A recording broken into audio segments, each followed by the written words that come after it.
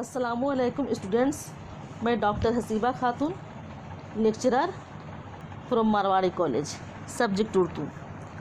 آج ہم لوگ پڑھیں گے پریم چند کے بارے میں۔ پریم چند کون تھے، ان کی حیات اور ان کے ادبی کارناموں کا جائزہ لیں گے۔ تو چلیے دیکھتے ہیں۔ پریم چند کا اصلی نام دھن پت رائے تھا۔ وہ بنارس کے ایک چھوٹے سے گاؤں میں پیدا ہوئے۔ ان کے والد ڈاک خانے میں ملازم تھے۔ ابتدائی تعلیم گاؤں میں ہوئی۔ اردو اور فارسی کی ابتدائی تعلیم کے بعد انٹر کا امتحان پاس کیا اور انٹر کے امتحان پاس کرنے کے بعد پرائمری اسکول میں ٹیچر ہو گئے۔ وہ ٹیچر کی نوکری کرتے ہوئے تعلیم کا سلسلہ جاری رکھا اور بی اے کی ڈگری حاصل کی۔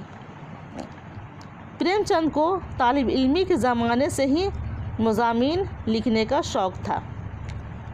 اسرار محبت کے نام سے ان کا پہلا ناول بنارس کے ایک رسالے میں شائع ہونا شروع ہوا۔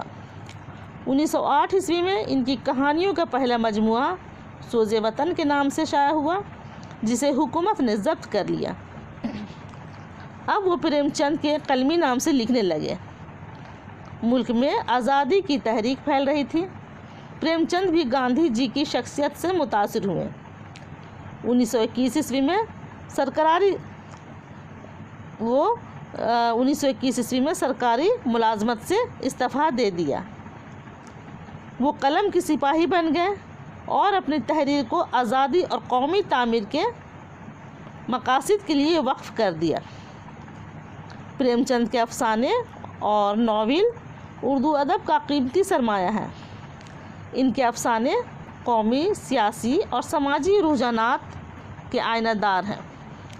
پریم چند نے ناول اور افسانوں کے علاوہ ڈرامے اور مضامین بھی لکھے۔ ان کے افسانوں کے نمائندہ مجموعے پریم پچیسی، پریم چالیسا، زادیرہ، آخری تحفہ اور واردات ہیں۔ ناولوں میں بیوہ، بازار حسن، گوشہ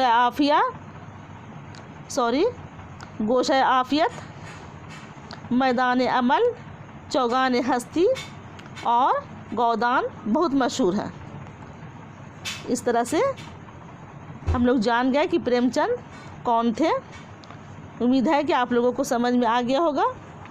آج کے لیے اتنا ہی، باقی نیکسٹ کلاس میں۔